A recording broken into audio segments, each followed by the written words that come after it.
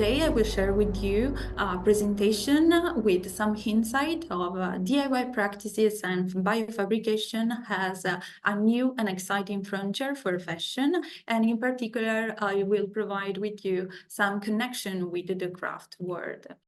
Crafts plus fashion design. The common thread of these two fields is the emotional and intangible dimension that goes beyond the product's functionality.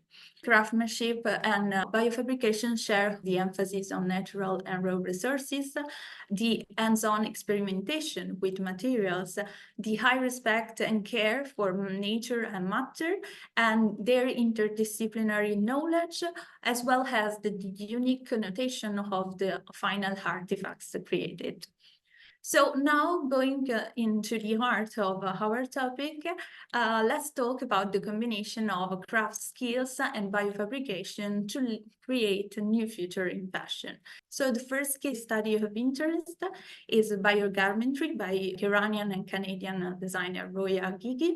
This garment actually provides a photosynthesis process because it can turn carbon dioxide into oxygen. Then we have another case studies by Mogu. Biolia is a backpack created with a fungal material that is named Puraflex. Mogu tried to take inspiration from traditional crafts expertise in order to reproduce the same effect of animal leather. Another case study is the one by Susan Lee using kombucha. Another case study is the one by Colorifix.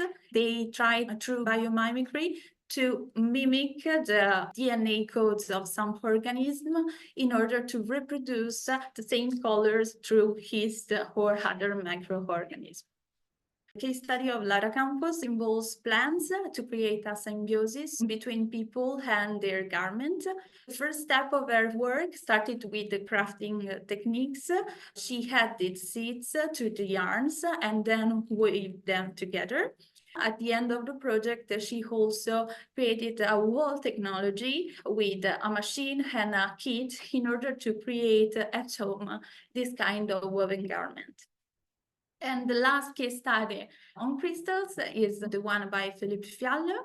This designer works at the edge of digital craftsmanship together with bioengineering and biodesign. In this case, you can see some bioengineered sneakers covered by grown crystals. And now we can focus on more in depth on a case study that is my master thesis project named Regrowth. This kind of project will help you to understand also the incorporation of biofabrication and materials design perspective in order to understand how we can generate a possible and sustainable future. The starting point was the analysis of the current state of fashion. And then we promote an imperative change towards a circular and regenerative business model to encourage people in a shift to the current material paradigm.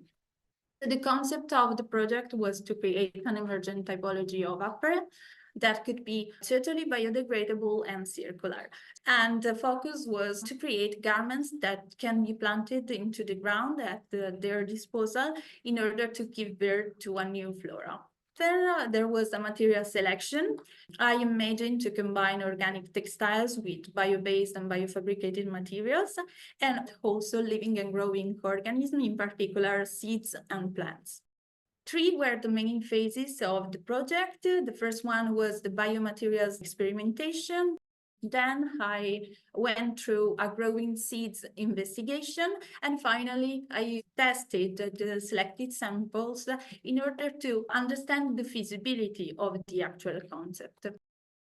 Here are some results. There are so many differences in physical properties, shapes, colors, techniques such as the embroidery or the extrusion. In all this kind of material, there are a lot of imperfection, created long-lasting connection with the samples. As a result of this step, I created also a material library and I collected all the data in an open source handbook. I also here use the household utensils and combines in 5 types of seeds with different substrates that were textile and non-textile. And here you can see also some results. The difference between the several samples was the emotional engagement created with the samples. I created a speculative collection that could connect all this kind of materials experimentation. And I created also an archetypical garment to showcase the possibility of combining DIY practices and biofabrication. How can the combination of craft skills and biofabrication lead to a new future, especially in fashion design? These 3 areas share a lot of characteristics, such as the presence of different and unpredictable end products, a meaningful and intangible side, and an engaging material experience.